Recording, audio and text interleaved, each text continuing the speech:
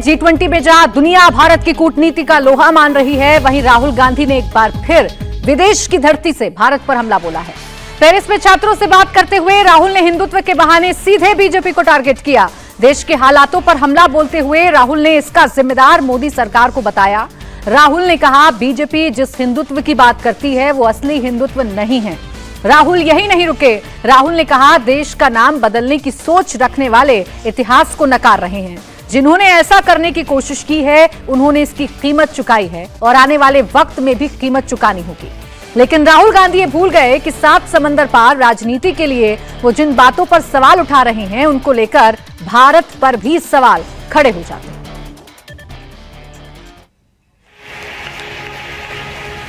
Look, I've read the Gita, I've read number of the Upanishads, I've read many Hindu books. There's nothing Hindu about what the BJP does. Nothing Hindu about what they do. Right? India, that is Bharat, is a union of states. People who want to change the name of anything are basically trying to deny history. We will have to make examples of people. We'll have to make sure that some of the people who have done what they have done pay a significant price for what they've done. So that anybody who's thinking about doing it again understands that they will also pay the price for attacking the soul of India. When we use words like democracy, what we are actually talking about is the voice of people. Our leader, Mahatma Gandhi, said it best when he said that the most important voice is the one that's last in the line. तो Rahul Gandhi Paris में ये बोल रहे हैं। उनके इस बयान के 3 हिस्से हैं। जो पहला हिस्सा है उसमें वो हिंदुत्व को लेकर बता रहे हैं कि किसका हिंदुत्व असली है, किसका हिंदुत्व नकली है। एक हिस्से में वो ये बता रहे हैं कि कैसे यहाँ पर नकारात्मकता है, कैसे यहाँ पर भारत के नाम और इंडिया के नाम को लेकर जो सियासत चल रही है, कैसे उसमें बीजेपी अटैक कर रही है इंडिया की सोल पर, भारत की सोल पर, देश की सोल पर, आत्मा पर। और तीसरे हिस्से में बता रहे हैं कि डेमोक्रेसी खत्म हो चुकी है, जिसका राग यहाँ पर भी अलापा जाता है कांग्रेस की तरफ से। वही राग विदेश की धरती पर जाकर भी राहुल गांधी अलाप रहे हैं और कह रहे हैं कि डेमोक्रेसी का जो असल मतलब है वो है वॉइस ऑफ पीपल, जो कि भारत में खत्म हो चुका है। तो एक तरफ G20 को लेकर दुनिया भर में भारत की चर्चा हो रही है और उसी दौरान राहुल गांधी लगातार विदेश की धरती से ऐसे बयान दे रहे हैं जिसमें वो विरोध सरकार का नहीं बल्कि विरोध भारत का कर रहे हैं। हर्षवर्धन जी, जो राहुल गांधी कह रहे हैं 3 हिस्से हैं। पहले मैं एक हिस्से पे बात करूंगी जो भारत और इंडिया को लेकर है। समझ में ये नहीं आता कि इंडिया और भारत के बीच में ये सवाल क्यों है। इंडिया और भारत दोनों ही हमारे देश का नाम है। ऐसा तो नहीं कि भारत कॉन्स्टिट्यूशन में नहीं लिखा गया है। तो फिर क्यों आपत्ति है विपक्ष को इस कदम पर? नहीं, देखिए प्राची, मुझे लगता है कि राहुल गांधी अगर इसी तरह से लगातार झूठ बोलते रहेंगे ना, और चूंकि ये पकड़ में आने वाले झूठ है, जैसे अगर आप कह रहे हैं कि भारत का देश का नाम बदला जा रहा है, अब भारत लिखा होना देश का नाम बदलना है क्या? और अगर हम ये कहें कि कॉन्स्टिट्यूशन के लिहाज से सब कुछ चलेगा, तो क्या उसमें नहीं लिखा हुआ इंडिया दैट इज भारत? और अगर उसको भारत की सरकार, और यहां तक कि जितनी भी हम बात करते हैं, आप इंडियन रिपब्लिक की बात करेंगे तो भारतीय गणराज्य की बात होती है, भारतीय संघ की बात होती है, सब जगह भारत ही आता है। और इसको कोई बहुत इसको रहस्य की बात नहीं, शोध करने की बात नहीं कि जो भी ग्रीक हो, रोमन हो या फिर बाद में अंग्रेज हो, वो जो बाहर के लोग आए उन्होंने अपनी सहूलियत के लिहाज से, इंडस के लिहाज से इंडिया किया, उसको ठीक है, हमने उसको अंग्रेजी अनुवाद मान लिया, लेकिन उसके बाद हमने उसको स्वीकार कर लिया। आज हमें कोई इंडियन कहे, भारतीय कहे, दोनों में कोई दिक्कत नहीं।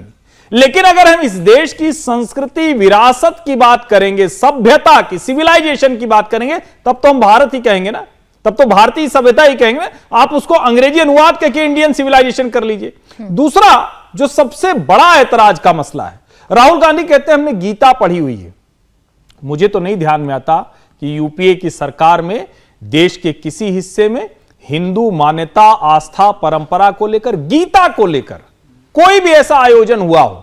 हम पहली बार देख रहे हैं कुरुक्षेत्र में जब गीता महोत्सव होता है तो वो देश भर में लोगों को पता चलता है। अब आप कहेंगे कि इससे क्या मतलब है, वो गीता लोगों को दे देते हैं, कुरुक्षेत्र में जाकर बात कर रहे हैं, इससे क्या मतलब है? आप कह देंगे कि कृष्ण को हमने पढ़ा है और आपको कृष्ण जन्मभूमि पर आपकी कोई राय नहीं है। आप कहेंगे कि शिव हमारी दादी जी वो शिव भक्त थी, जनेऊधारी ब्राह्मण है, लेकिन आपको काशी विश्वनाथ धाम की कोई चिंता नहीं रही। और मैं तो मतलब मुझे ध्यान में है कि गलियों में मैं पहली बार भूल गया था कि बाबा विश्वनाथ है, वो जो BHU वाला शिव मंदिर है वहां चले गए कि ये बड़ा बढ़िया है, वहां ये स्थिति थी, और आज वो भी करते, तो वो भी हिंदुत्व तो नहीं है। आप कहेंगे कि कुंभ होगा, लेकिन उसकी किस तरह से हम कुंभ कराएंगे और किस तरह से नरेंद्र मोदी कराते हैं तो आप कहेंगे रही तो बड़े पैमाने पर कर दिया, लेकिन कोई मतलब नहीं। इसका मतलब यह हुआ कि देश की हर आस्था के केंद्र को आप अगर बेहतर होते हुए देखते हैं तो आपके लिए वो कोई हिंदुत्व नहीं। और ये जो असली हिंदुत्व और नकली हिंदुत्व बताना है, दरअसल ये सबसे बड़ी चोट, सबसे बड़ा तरीका है। जैसे हमें जातियों में बांटने की कोशिश होती है, वैसे ही ये असली और नकली हिंदुत्व वाला है। अब राहुल गांधी के लिए मुश्किल ये है कि शायद वो पुराना वाला नैरेटिव गढ़ने की कोशिश कर रहे हैं। समय थोड़ा सा आगे चला के बयान पर इनकी चुप्पी क्या इनको सवालों में खड़ा नहीं करेगी? उदयनिधि स्टालिन अगर ऐसे शब्दों का इस्तेमाल कर रहे हैं, ए राजा अगर कुष्ठ रोग से सनातन धर्म का कंपैरिजन कर रहे हैं और राहुल गांधी चुप हैं, विदेश की धरती पर कह रहे हैं असली हिंदुत्व और नकली हिंदुत्व क्या है, क्या ये इनको बैकफायर नहीं करेगी? नहीं, निश्चित तौर पर करेगी। और एक बात सभी को ध्यान में रहनी चाहिए, आज कांग्रेस जिस दशा में पहुंची है, 1937 में हिंदू पार्टी थी कांग्रेस, मुस्लिम पार्टी थी मुस्लिम लीग। आजादी के बाद चूंकि एक बड़ा वर्ग वो चला गया पाकिस्तान, सिर्फ मुसलमान होने की वजह से, लेकिन बड़ा वर्ग मुसलमानों का यहां भी रह गया, वो देशभक्त मुसलमान थे। लेकिन कांग्रेस ने अपीजमेंट की ऐसी पॉलिटिक्स की, एक अजीब सा प्रेशर पूरे देश पर डाल दिया, पूरे देश के बहुसंख्यकों पर डाल दिया, पॉलिसीज पर डाल दिया। उसकी वजह से जो हमें जिस रफ्तार में आगे बढ़ना चाहिए था नहीं बढ़े। जिस तमिलनाडु की बात कर रहे हैं, वहां से कांग्रेस का सफाया क्यों हुआ, क्यों वो आउट हो गए वहां की राजनीति से? क्योंकि करुणानिधि, उससे पहले जिनको हम ईवी रामास्वामी, जिनको पेरियार के नाम, ये सब लोग कांग्रेस को ही बुरा भरा कहते थे, राष्ट्रीय पार्टी होने के नाते, एक भारत की पार्टी होने के नाते। और आज ये कह रहे हैं कि हम इस चीज पर टिप्पणी नहीं करेंगे क्योंकि उनका सर्वधर्म संभाव का मसला है। ये सर्वधर्म संभाव हो गया, कोई हिंदुओं पर इस तरह की टिप्पणी करेगा, उनको मलेरिया, डेंगू बीमारी, कुष्ठ, HIV, आप जरा कह के देखिए अपने घर परिवार में किसी को बोलिए अगर ये सर्वधर्म संभाव है तो संभाव अपने यहां कीजिए। मुझे लगता है कि ये शर्मनाक व्यवहार है। और राहुल गांधी अब जिस जगह जा रहे हैं, शायद वो उस जगह पहुंच गए हैं कि अब दीवार में टकरा रहे हैं, उसके अलावा उनको कुछ समझ में नहीं आ रहा है। और दीवार में टकराने पर जो नुकसान होता है, पॉलिटिकली वो डैमेज राहुल गांधी का होने वाला है।